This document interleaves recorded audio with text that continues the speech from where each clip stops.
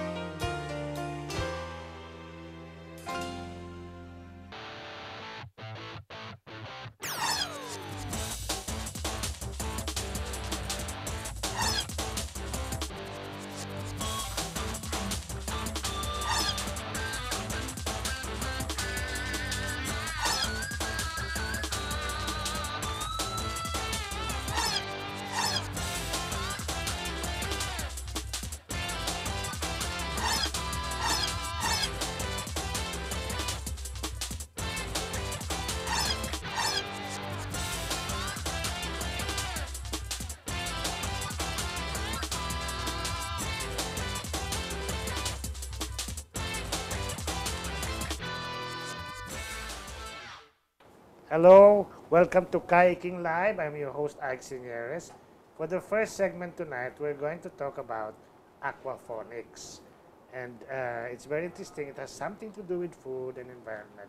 But later, in the second segment, we're going to talk to Secretary Neric Acosta about Laguna Lake Development Authority and the plans of the government when it comes to the environment. So, kay ano muna tayo?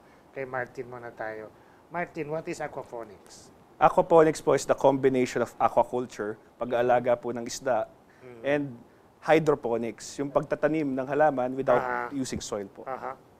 So, may gulay na, may isda pa. Opo. How long have you been doing that? Mag 4 years and a half na po. No? We started as a hobby po. Is that possible, let's say, in a barangay? Yes, opo. That the people in a barangay can be growing their own gulay and their own fish? Yeah, it's really designed as an urban farming setup. Meaning in a city, no, where land is limited, water is limited, and space is limited. It's very space efficient, water efficient, and also efficient in growing things. No? Like so parang malalaking aquarium ba yan? Opo, malalaki po siyang tangke na merong tangke na para sa isda at meron din po para sa halaman. So they don't mix? They don't mix po. They're in separate containers po. I see. So, pwede bang negosyo yan o pang-hobby lang yan? Pwede po siyang simulan as a hobby and then it's scalable. The system can be designed in a modular way para po pwede magdagdag para yung production mo maging commercial level po. So yung mga gulay are the types that would grow in water? Opo. We suggest na when planting yung gulay nyo, hanapin nyo na yung high value para may hobby na kayo. Give me some examples. Lettuce, yung salad po, yung nakikita sa salad. Okay. Arugula, romaine, dolorosa, mga herbs, basil, parsley. They grow po. On water, not underwater. On water, with floating on water. I see. What about kangkong? Kangkong is water-loving. Pero cheap lang yata ang kangkong, di ba? Yeah. You don't, don't spend time on low value, di ba? High value. I see. So, aside from what you've mentioned, what are the high-priced? Aside from the plants, meron ka ring fish kasi it's a plant and fish system. Why don't you mix fish with gulay? Kasi po, if you float the plants on top of the fish tank, the roots will come out of the tank and the fish will eat the roots po. So, nauunahan kayo ng isda. Incompatible. Opo. So, you put it on a separate container and you just pump the water to the plants. The plants will filter the water and then, pagbalik po sa ating isda, malinis na po yung tubig. Yun po yung symbiosis ng dalawa. Hindi ba nagkikreate din ng parang fertilizer yung mga isda? Opo. They excrete ammonia through their waste po. Meron silang solid and liquid. Now, the plants are on a gravel bed or a growing tub na may graba. And then the plants, yung root ng plants, nandun po yun. No? Pagpunta ng waste doon, ng tilapia or kung ano man yung alaga mong isda, i-absorb yun ng mga good bacteria and then babalik po sa fish na malinis na yung tubig. So, yung isang pamilya, kunyari, opo. Mabubuhay na ba sila dyan sa setup na yan? May ulam na sila, may gulay sila. Opo. Sabihin natin yung setup natin na 1 by 1 meter o 1 square meter, makakapag-alaga po kayo ng 100 tilapia doon. Oh, so pwede sa nang tilapia ibenta pa yung lang. sobra. Opo, sa tilapia pa lang kahit araw-araw, may makukuha kayo, no? Ang tilapia po na harvest ng 4 to 6 months. May additional pa kayo na gulay bukod sa tilapia. Okay. Yung ulang, Opo. kasing laki ba siya ng sugpo? Opo, pwede po siyang palakihin na kasing laki ng sugpo. Depende po yan sa pag-aalaga natin, sa feeds at syempre sa pag-harvest. Ayun palang tilapia, pwede rin siyang gawin giant? Opo, yung plapla po kung tawagin. No? Huwag natin i-harvest, no? Pakainin natin hanggang siguro a year or... But in terms of meat conversion ratio, di ba? Opo. Baka naman malugi ka sa dami ng kinain niya. And then you cannot sell it at a high price. Ang ginagawa po namin as an urban farmer, we want our systems to be sustainable. So we produce our own feeds.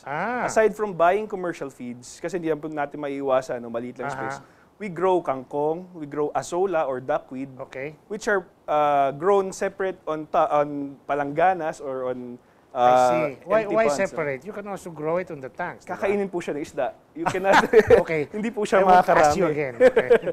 So, sineseparate natin po siya para maging efficient po tayo sa handling ng ating mga tanim at ating alaga. Alam mo, nakalimutan na ng mga tao yung azola. Opo. Ang nagturo po sa akin na natatandaan ko yung lolo ko po. No? Lolo ko po kasi magsasaka. So, naalala ko, sinasabi niya, yung palayan, lalagyan muna ng tubig yan, tapos papadamihin yung azola. Tapos pag natuyo na yung tubig sa palayan, yung azola mabubulok, magiging nitrate po siya na source. Kasi ang azola po ay nitrogen fixer po siya. No? Kumukuha siya ng nitrogen sa hangin at inilalagay sa lupa. But actually, you can harvest it and then turn it to feed. Yeah, you can also do that. No? Mahal na po ang feeds ngayon, so why not produce feeds from a weed? No? So self-sustaining yung system nyo, Martin. Opo, kasi po kami ay sabihin na nating tamad. Tamad. Or walang oras. No? We call that Quote. efficient laziness. No? Ang sistema ko po, magpapakain ako sa umaga, papasok ako sa trabaho, tapos uuwi ako, papakainin ko isda, matutulog, kinabukasan, papakain isda, papasok sa trabaho, uuwi, matutulog, kain, tulog. Pagdating ng Sabado at Linggo, may ma-harvest po akong isda at saka halaman. Ganun po akong katamad. Tamad, pero, well, aside from hobby, may income na ba yan? May income na? Our income is from selling and designing equipments po. I see. That's where we get our income. But yung meron na po kaming 21 customers all around I see. the metro. So well, Martin, background mo muna, no? You're an engineer? Yes, sir. Graduate of Lasal? Yes, sir. I'm a mechanical engineer. Ano ang sabi mo kanina? Elementary sa Ateneo? Opo, elementary So what are you? I'm blue-blooded, Blue-blooded and green-minded. Maganda yung combination na yan. Mga more or less, mga magkano ang gagastusin ng isang household, no? To put up something like that. Kung gusto po natin yung DIY lamang po, no, o yung simpleng recycled materials na system, gagastos po tayo ng 7,000 to 10,000 po, no? Pagbili ng mga drum at saka mga tangke. Nababawi ba yan in terms of value? Sabihin na natin, may ibebenta nyo po, no, in terms of yung ating mga tanim, ibebenta nyo sa inyong neighbors. No? Mababawi po siya, ang ROI computation po namin ay 1 year po. Pag sa DIY system.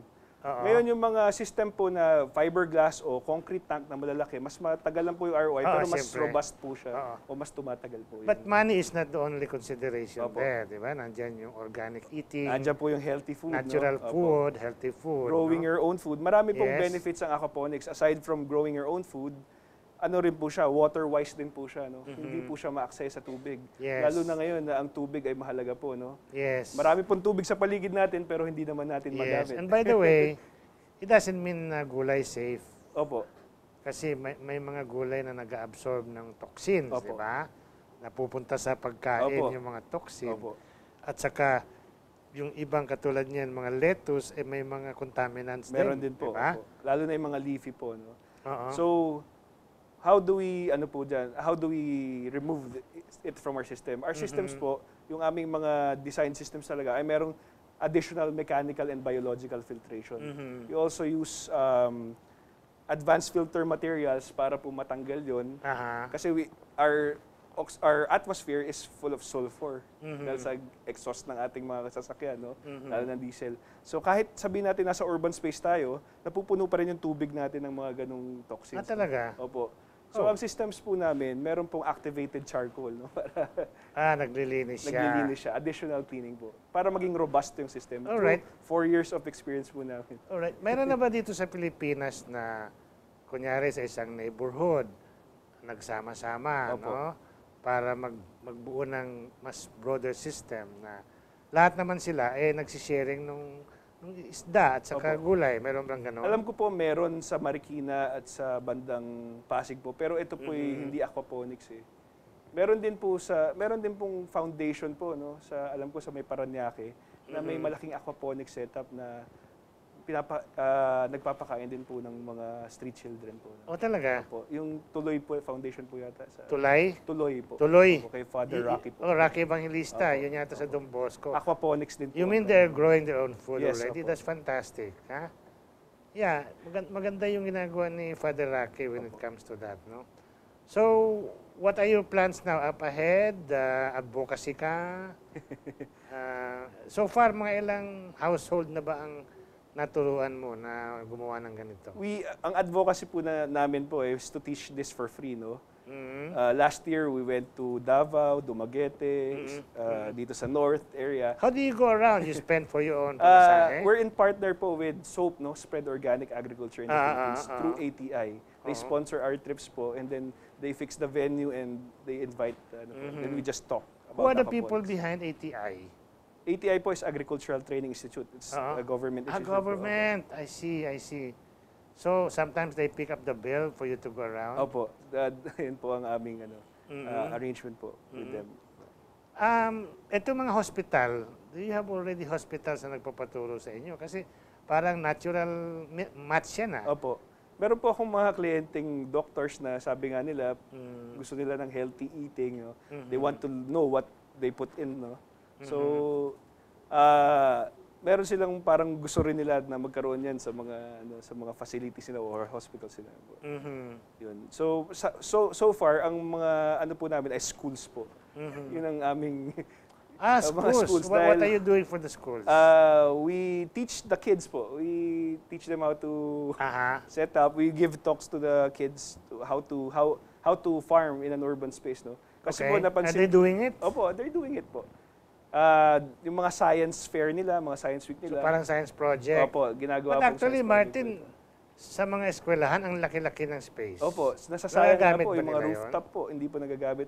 Yung mga rooftop natin pwedeng gawing green rooftop. No, Paano ka-akyat dun? May access po siguro through fire escape or through... But other than that, pwede ba yan sa mga basement? Pwede rin po. No? Pag indoor system po, pag indoor system po, gumagamit po tayo ng artificial lighting. Pwedeng may grow lights po tayo or pwede rin yung LED ngayon, no, matipid sa kuryente. Yung isang setup po namin is solar powered na po, no. I see. So hindi na po siya gumagamit ng kuryente to pump the water and circulate it. It's just through the sun. Gumagamit po siya ng kuryente in the means of DC or battery banks po. Pero galing sa solar na. Galing sa solar po ang power niya. Ayan ang maganda. Opo. Isa po yan sa i-develop namin in the future po, no, isang demo farm na kung saan yung mga technologies ng urban sustainable living or farming ay i-present po na. Alam mo, mamaya ka-interviewin ko si Secretary Nery Acosta, no? Siguro yung usapan namin mapupunta na rin sa climate change, no? But the way you are describing your technologies now, parang paghahanda na yata yan sa post-climate change era. Opo. Kasi po, kung mapapansin nyo, ang mga kabataan ngayon, kumbaga, wala na kayong makikitang batang farmer eh.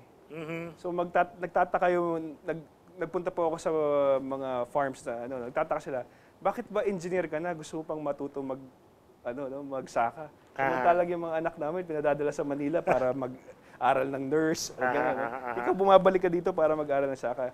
Sabi ko po, sino pa po ang magtatanim? Lahat po kayo tumatanda na eh. No? Oo nga. So, ang pagtatanim po ng halaman o ng mga gulay ay nakakatulong po sa tingin ko sa climate change. No? Una, na ma-manage po natin yung ating CO2 levels dahil ang... yes.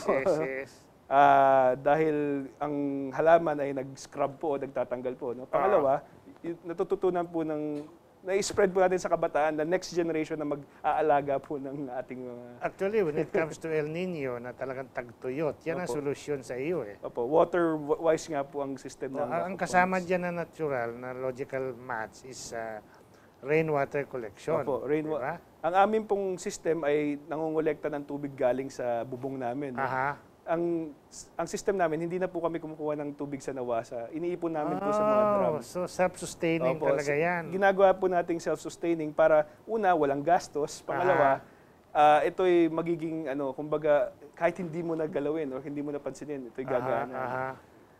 Interesting. So, of course, pwede dyan ang hito, pwede dyan ang mudfish. Mudfish, opo. Yung mga high value, pang-gaseous po, yung cream dory. Yung maliputo ba? Yung pwede sa taal, kasi freshwater ang taal. Basta po any freshwater fish na nabubuhay sa freshwater, sa tabang, pwede pong alagaan. Kasi ito po ay parang isang walang hanggang river, no? Endless river po ito, yung sistema.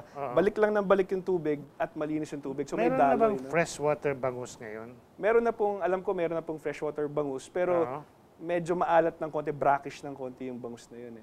I know, but so lalagyan mo ng konting asin? Pwede? May mga halaman pong hindi kaya ng asin.